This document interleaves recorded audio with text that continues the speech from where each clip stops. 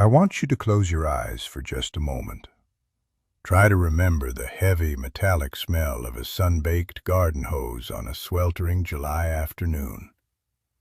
Can you hear the distinctive, rhythmic clicking of a rotary phone dial echoing through a quiet hallway? Or perhaps you can feel the burning sensation of a scorching metal slide beneath your bare legs at the neighborhood park. Welcome back to the 1970s. Today we are taking a gentle walk down memory lane to look at 20 completely normal things we did as kids back then. Looking through a modern lens, almost everything we did seems terribly dangerous, deeply irresponsible, or completely illegal. But we survived, and more importantly, we thrived. Stick around until the very end, because the last thing on our list reveals the most touching, forgotten magic of our childhood, something we have truly lost forever. Before we begin our journey, let us remember how time used to flow in those days. The world moved at a much slower, more deliberate pace. There was no instant gratification, no glowing screens to distract us, and no constant surveillance tracking our every move. We understood the profound value of waiting, the quiet beauty of a slow afternoon, and the absolute necessity of genuine human connection. Modern society often assumes that without today's advanced technology, our lives must have been emotionally impoverished or incredibly boring. But you and I know the exact opposite is true. Our lives were infinitely richer. Our days were painted with the vibrant colors of scraped knees, neighborhood explorations, and face-to-face conversations. We learned independence not from a textbook, but from navigating the world entirely on our own. We grew up surrounded by a community that looked out for one another, creating an unbreakable bond of trust that simply does not exist anymore. It was a wildly different America, and it was beautiful. Let us start with the wind in our hair. Please take a moment and remember the feeling of the scorching summer sun beating down on your shoulders as you sat in the bare metal bed of a pickup truck. In the 1970s, this was not just a utilitarian mode of transportation, it was a thrilling amusement park ride. There were absolutely no seatbelts back there, no padded safety seats, and certainly no strict regulations stopping us. You would climb up over the heavy tailgate, finding a comfortable spot over the wheel well, while the sun-baked metal burned your legs just a little bit. As the truck accelerated down a dusty country road or the open highway, the warm wind roared in your ears, making it impossible to hear anything but the joyous laughter of your friends. Your hair whipped wildly across your face, and you held on tightly to the rusted sides, feeling every single bump and pothole reverberate right through your bones. We felt incredibly alive, completely free, and entirely invincible in that open air. Passing cars would honk, and you would wave enthusiastically at the drivers, who would simply smile and wave right back at you. It was entirely normal to see a half-dozen happy kids piled into the back of a truck, returning from a Little League baseball game or a long afternoon at the swimming hole. Today, a police officer would pull that vehicle over in mere seconds with sirens blaring loudly. But back then, it was just the absolute best way to travel on a humid afternoon. A wonderfully simple joy that bonded us all together. Now think about the unmistakable squeak of a brass spigot turning on. Let us wander back to those endlessly long summer days when our throats were parched from hours of playing kickball in the cul-de-sac. Instead of running inside for a filtered, refrigerated bottle of purified water, we dashed straight to the side of the house for the garden hose. Today, people constantly worry about the harsh chemicals in the rubber or the heavy metals in the nozzle. But to us, It was the sweet nectar of summer. You would let the water run for just a few seconds to flush out the nearly boiling water that had been baking inside the green coil. Then you would lean over, the muddy grass squishing pleasantly beneath your bare feet, and take a long, deep gulp.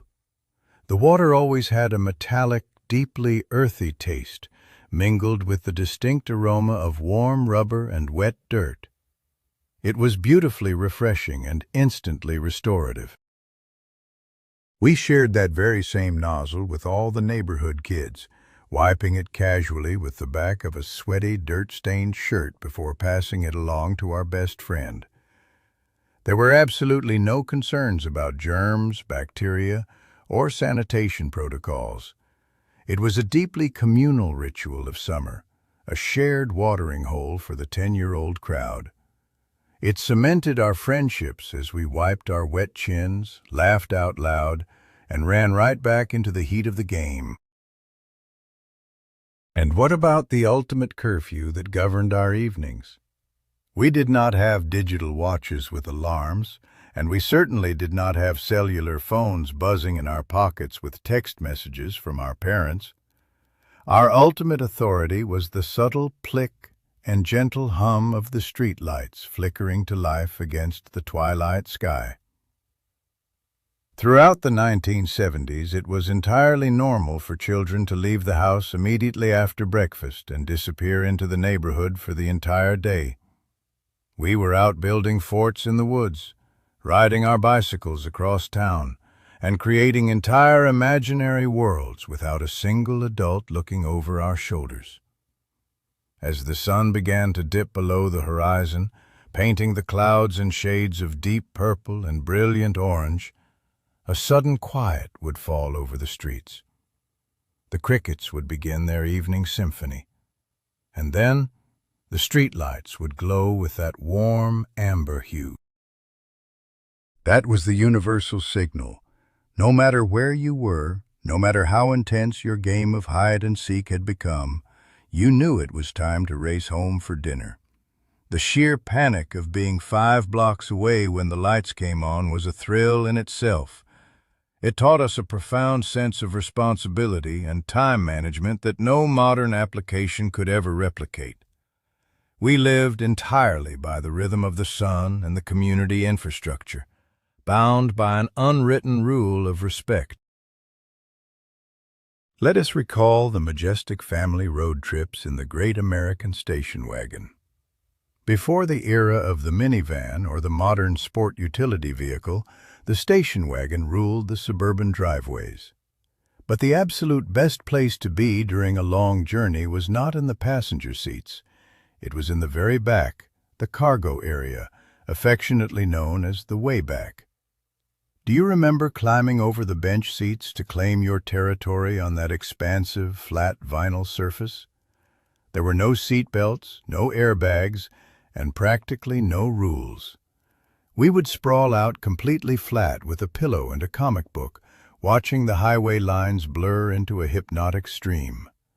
The smell of exhaust fumes gently wafted through the cracked rear window, mixing with the scent of vinyl upholstery baking in the afternoon sun. If the car had rear-facing seats, it was even better. We would sit there for hours, making silly faces and waving enthusiastically at the truck drivers and families driving closely behind us. When we grew tired, we simply curled up alongside the suitcases and fell deeply asleep, lulled by the rhythmic humming of the tires on the asphalt. It was our private sanctuary, a mobile fort where siblings formed alliances and shared secrets while the parents listened to 8-track tapes up front. Today, allowing a child to ride unsecured in a cargo area is unthinkable. But for us, it was the definition of travel luxury. Do you remember the jingling of coins in your pocket as you walked to the corner store? In those days, it was a perfectly normal errand for a 10-year-old child to be sent to the local market to purchase cigarettes for their parents. Your mother or father would quickly write a small note on a scrap of paper, hand you a crisp dollar bill or a handful of silver coins, and send you on your way. You would walk down the street, feeling an immense sense of pride and adult responsibility.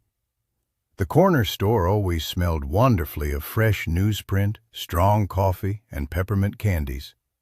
The shopkeeper, who knew your parents by their first names, would take the handwritten note, smile kindly, and hand a pack of Marlboros or Winstons right over the counter to a child.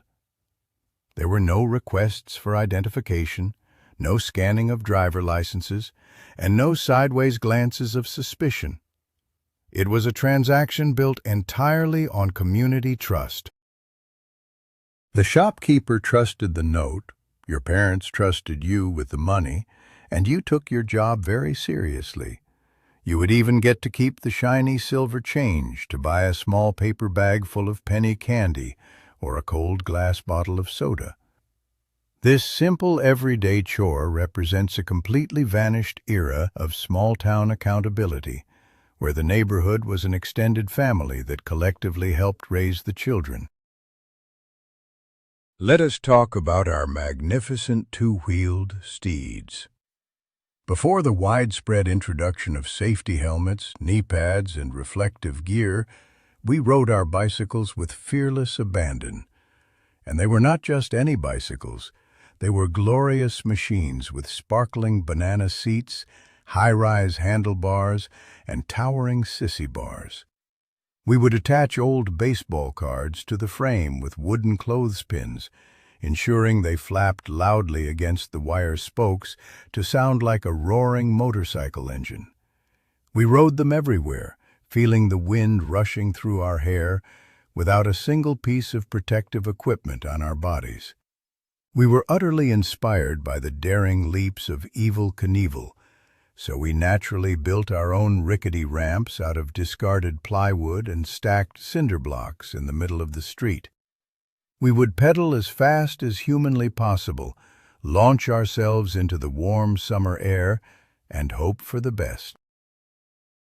Scraped knees, bruised elbows, and the occasional bent rim were simply the accepted currency of an adventurous childhood.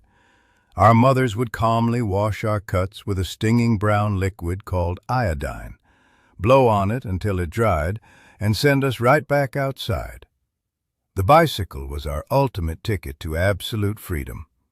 It expanded our universe beyond our own front yards, teaching us how to navigate the world with courage and resilience. I wonder if you remember the reassuring weight of a brass house key dangling from a piece of yarn around your neck. The 1970s birthed the era of the latchkey kid, a term that sounds almost sad to modern ears, but to us, it was a badge of immense honor. With both parents entering the workforce, millions of children walked home from school completely alone. You would approach your quiet, empty house, insert the key into the heavy front door, and step into the comforting silence. There was no nanny waiting, no after-school care program, and no parent to fix your afternoon snack. We were entirely in charge of our own survival. We would drop our heavy canvas backpacks on the floor, head straight to the kitchen, and construct a towering peanut butter and jelly sandwich.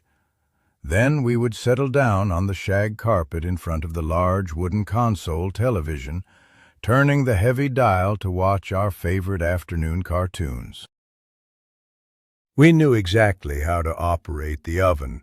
We knew not to open the door for absolute strangers, and we knew how to entertain ourselves until the sound of our parents' car pulling into the driveway signaled the end of our solitary reign. Being a latchkey kid taught us profound self-reliance. It built a foundation of quiet confidence that we carried into our adult lives, knowing we could handle whatever the world threw our way. Let us sit in the front seat for a moment. Do you remember the sudden, heavy braking of the family car and the instant protective reflex of your mother's right arm? Long before the strict enforcement of seatbelt laws and the invention of complicated child safety seats, children rode freely in the front passenger seat. The seats were usually wide, expansive vinyl benches that became scorching hot in the summer sun, burning the backs of our bare legs. We did not buckle up.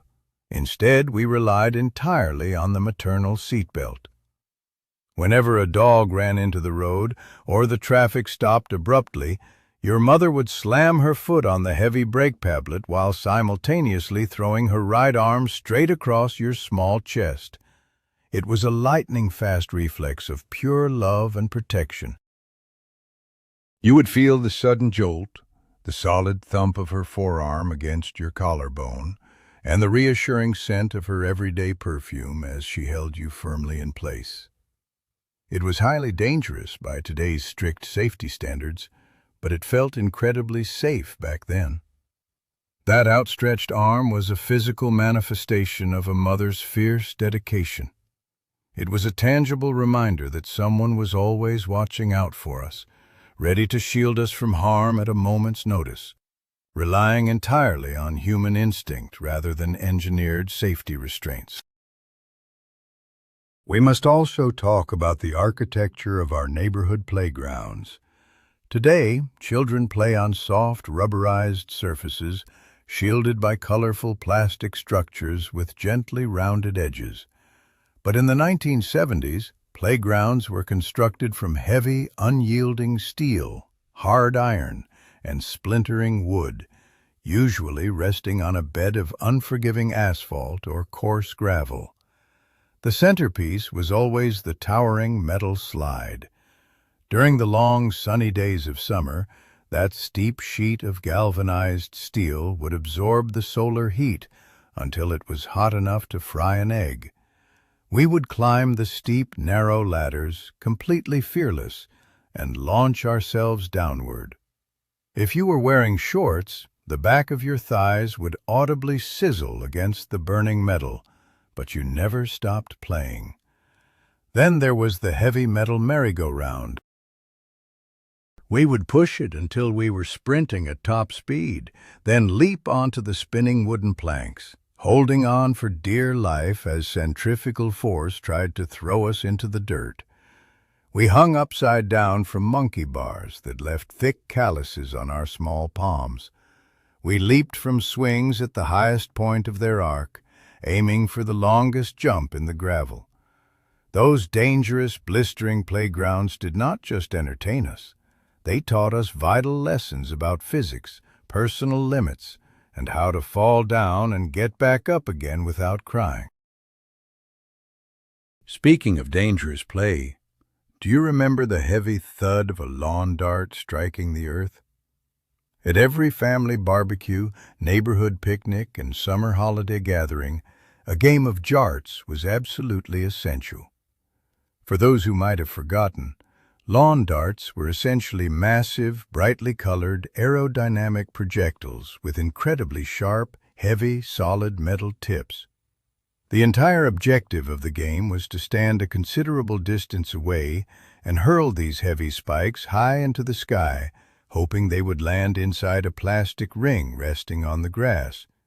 The danger was entirely obvious. These darts would soar in a massive arc, momentarily blocking out the sun, before plummeting rapidly toward the ground where people were casually standing with bare feet and holding cold beverages. There were no safety nets, no protective zones, and children were actively encouraged to participate. It is completely unthinkable today that a company manufactured and successfully marketed heavy metal throwing spears directly to suburban families. Yet we played with them constantly. It required us to pay close attention to our surroundings, to communicate with each other, and to understand the real consequences of our actions. It was an era where personal responsibility was expected, and the thrill of the game outweighed the obvious, looming hazard.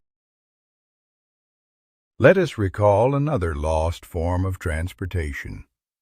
If a teenager in the 1970s needed to get to the shopping mall, the local beach, or a friend's house across town, and they did not own a car, they simply stood on the side of the road and stuck out their thumb. Hitchhiking was an incredibly common, culturally accepted mode of travel for young people. You would stand on the gravel shoulder, wearing your favorite denim jacket, watching the large, heavy American cars rumble past. Eventually, a massive station wagon, a rusty pickup truck, or a customized van would pull over. You would open the heavy door, climb into the passenger seat with a total stranger, and strike up a polite conversation as they drove you toward your destination.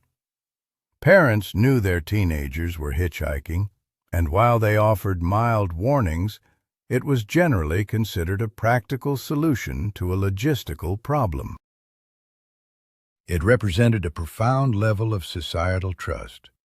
We believed that the vast majority of our neighbors were fundamentally good, decent people who were simply willing to help a kid catch a ride. The world felt much smaller, and communities felt incredibly connected. Today, the very thought of a teenager getting into a stranger's vehicle is terrifying, but back then, it was just how we got around. Do you remember the sheer delight of the heavy rotary phone? Before the advent of caller identification, star 69, or mobile tracking, the telephone was an instrument of pure, untraceable mischief. On a rainy Saturday afternoon, kids would gather around the heavy plastic phone mounted to the kitchen wall. We would flip through the massive yellow pages of the phone book, pick a random name, and begin dialing. The heavy dial made a deeply satisfying click, click, click sound as it returned to its original position. We would hold our breath, suppressing our uncontrollable giggles, waiting for an unsuspecting neighbor to answer. We would ask them in our most serious voices if their refrigerator was running, and when they answered yes, we would loudly advise them to go catch it before slamming the receiver down in absolute triumph. We would call the local grocery store to ask if they had Prince Albert in a can. It was harmless, innocent fun that relied entirely on the anonymity of the era. If someone hung up on you, that was the end of it. There were no digital footprints left behind. It was a creative exercise in impromptu acting and communal laughter, sharing a secret thrill with your best friends on the long cord that stretched across the linoleum floor. Now let us wander out into the deep woods with our pockets jingling. In rural and suburban America, it was a rite of passage to be gifted a lever-action air rifle or a pellet gun for your 10th or 11th birthday. And we did not just shoot at tin cans or paper targets in the backyard under strict parental supervision. We actively engaged in sprawling, disorganized battles deep in the neighborhood woods. We would separate into teams, armed with spring-loaded rifles, and spend the entire afternoon hunting each other through the thick underbrush. We wore no protective eyewear, no heavy tactical vests, and certainly no helmets. Our pockets were completely weighed down by tiny copper-coated pellets and cardboard tubes of ammunition. When you were hit, it actually stung, leaving a small red welt that you proudly wore as a temporary badge of courage.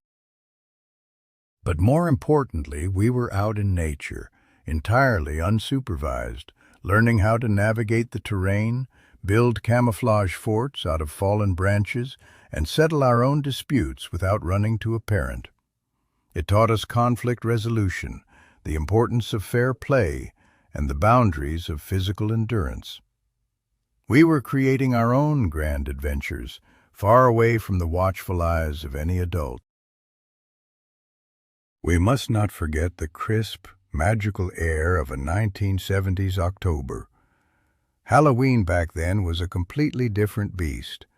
There were no organized, brightly lit trunk-or-treat events in church parking lots. Instead, we wore cheap, flammable plastic masks with thin elastic bands that severely cut into our ears and made our faces sweat profusely. We breathed through a tiny slit in the plastic, our vision entirely obscured, as we wandered miles away from our homes in the pitch-black night. We carried old, faded pillowcases instead of plastic pumpkins. But the most shocking difference today is what we found inside those bags.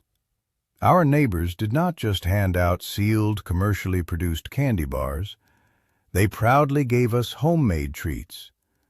We gladly accepted unwrapped popcorn balls wrapped in simple wax paper, freshly baked cookies, and bright red candy apples on wooden sticks. We never suspected anything sinister.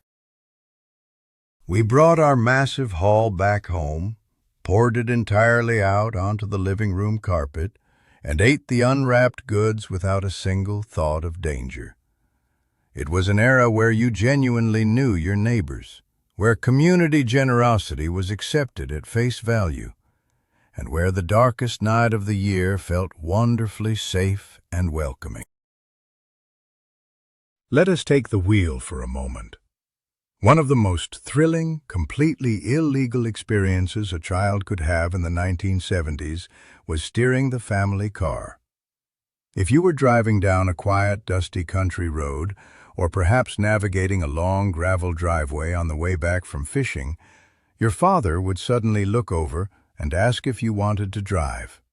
You would excitedly unbuckle, climb over the massive bench seat, and sit directly on his lap. The steering wheel was enormous, wrapped in thick vinyl or leather, and it took all of your meager upper body strength to turn it. You could smell the distinct combination of his aftershave, stale coffee, and the heavy exhaust of the massive engine. Your father controlled the heavy pedals with his feet, while you gripping the wheel, feeling incredibly grown up and powerful. The massive hood of the American automobile stretched out before you like an aircraft carrier. It was a profound rite of passage. It was a father trusting his child with a massive machine, teaching them the basic mechanics of driving in a hands-on, experiential way. Today, this beautiful bonding moment would result in severe legal consequences, but in our memories, it remains one of the proudest moments of our early lives. Do you remember the allure of the forbidden zones? Our playgrounds were not limited to the local park. We found absolute joy in exploring places we definitely did not belong. Whenever a new housing development was being built in the neighborhood, it immediately became our evening playground. After the weary carpenters and roofers had packed up their tools and driven home, we would sneak into the skeletal, unfinished wooden frames of the new houses. The air was thick with the wonderful, pungent smell of fresh-cut pine sawdust and wet concrete. We would balance precariously on the narrow floor joists over open basements, daring each other to walk across without falling. We hammered discarded, bent nails into scrap wood, pretending we were master builders. We also spent hours walking down active railroad tracks, balancing on the oily wooden ties. We would place copper pennies directly on the steel rails, hiding in the tall weeds as a massive freight train thundered past, vibrating the very earth beneath our chests. Afterward, we would search the gravel for the perfectly flattened, warm copper discs, treating them like rare pirate treasure. We found immense beauty and adventure in the industrial, unfinished edges of our world, completely unchaperoned. Let us recall a smell that is forever etched into the memory of our generation. On quiet, humid summer evenings, just as the lightning bugs were beginning to glow in the tall grass, we would hear the distant, low rumble of a heavy municipal truck. It was the mosquito fogger. As the truck slowly crawled down our suburban streets, it billowed out massive, blindingly thick clouds of dense, white chemical smoke. By today's health standards, running directly behind a vehicle spraying toxic pesticides is an absolute nightmare. But to us, it was pure magic. The moment we heard that engine, every kid on the block would drop their bicycles and sprint toward the street. We would run blindly into the thick, sweet-smelling fog, laughing hysterically as we disappeared entirely from view. We played tag in the chemical clouds, pretending we were ghosts or astronauts walking on an alien planet. We breathed it deeply, coughing slightly, but completely unbothered by the acrid scent. Our parents sat on their porches drinking iced tea, completely undisturbed by our chemical shower. It is a hilarious and terrifying memory that perfectly encapsulates the blissful, innocent ignorance of the era. We survived the fog, and we carry the memory of those ghostly summer nights with a strange, undeniable fondness. We also need to talk about the profound responsibilities placed upon our young shoulders. Do you remember your first babysitting job? In the 1970s, it was entirely normal for an 11 or 12-year-old child to be hired to watch over an infant or a rowdy toddler. A neighbor would walk over, hand you a crying baby, give you a brief list of instructions scribbled on a napkin, and leave for a late dinner or a movie. You were entirely in charge of another human life. You learned how to change cloth diapers fastened with terrifyingly sharp safety pins, heat glass bottles of milk on a gas stove without burning yourself, and soothe a screaming child in the dark shadows of an unfamiliar house. There were no emergency mobile phones to call for quick advice. You sat in the quiet living room, listening to the heavy ticking of a grandfather clock, feeling the absolute weight of maturity. When the parents finally returned at midnight, they would hand you a wrinkled $2 bill, and you would walk back home in the dark, feeling incredibly rich and profoundly respected. We were trusted with enormous responsibilities at a tender age, and that early trust forced us to mature, to be capable, and to be brave. Think about the wild waters where we learned to swim. Long before municipal aquatic centers with heavily chlorinated water, certified lifeguards, and strict diving regulations, we sought relief from the brutal summer heat in nature. We swam in murky, slow-moving creeks, abandoned rock quarries, and deep, unmonitored lakes.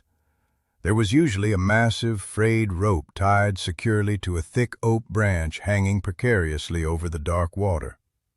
We would wait in line, shivering slightly on the muddy bank, before grabbing that rough rope and swinging out over the unknown depths. You never really knew what was beneath the surface: submerged logs, jagged rocks, or thick, slimy weeds that brushed against your ankles. We emerged from the water with mud squishing delightfully between our bare toes, and occasionally we would have to pull small black leeches off our calves.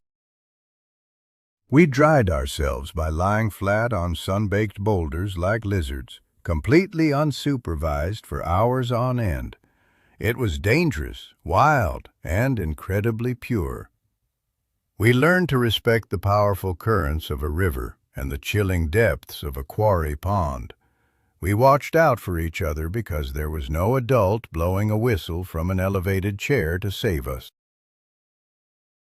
And finally, let us remember the blue haze that surrounded almost everything we did indoors. In the 1970s, the adult world was completely filled with the smell of burning tobacco. But the most vivid memory for a child was riding in the back seat of the family sedan during the dead of winter. It is snowing outside, the heavy heater is blasting warm air at your feet, and the windows are rolled up tight to keep the freezing cold out. Both of your parents are in the front seat, happily smoking cigarettes. The thick, blue smoke would rapidly fill the cabin, swirling around your head in the back seat. There was no escaping it. It was in airplanes, bustling diners, movie theaters, and hospital waiting rooms. But in that confined car, it was intensely concentrated. As a kid, you just accepted it as the default scent of adulthood. You might crack the heavy glass window just a tiny fraction of an inch to let a sharp blade of cold air in, but mostly you just breathed it all in while listening to the radio softly playing AM hits. It was a totally different mindset regarding public health and personal habits. Yet looking back, even that stinging blue haze brings a wave of intense nostalgia, simply because it reminds us of being safely tucked away in the back seat, driven home by the people who loved us. As we look back at these 20 beautifully reckless, wonderfully dangerous things we did, it becomes incredibly clear what we are truly mourning. We are not just missing the heavy lawn darts, the unbuckled station wagons, or the wild bicycle jumps. We are deeply mourning the profound loss of trust. We miss a time when parents trusted the community, when the community trusted the kids, and when the world felt big, mysterious, and safe enough to explore on our own. We survived without helmets, without safety nets, and without digital leashes, because we had something far more powerful. We had resilience, common sense, and the unbreakable bond of our neighborhoods. Those scraped knees and sunburned afternoons were the very things that made us strong. If this gentle walk down memory lane brought a smile to your face or a warm tear to your eye, please take a moment to subscribe to our channel and like this video. It truly means the world to us. Now, I want to ask you, which of these forgotten memories struck the deepest chord in your heart?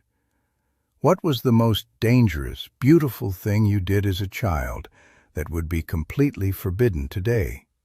Please, pour yourself another cup of coffee and share your beautiful personal stories in the comments below. We cannot wait to read them.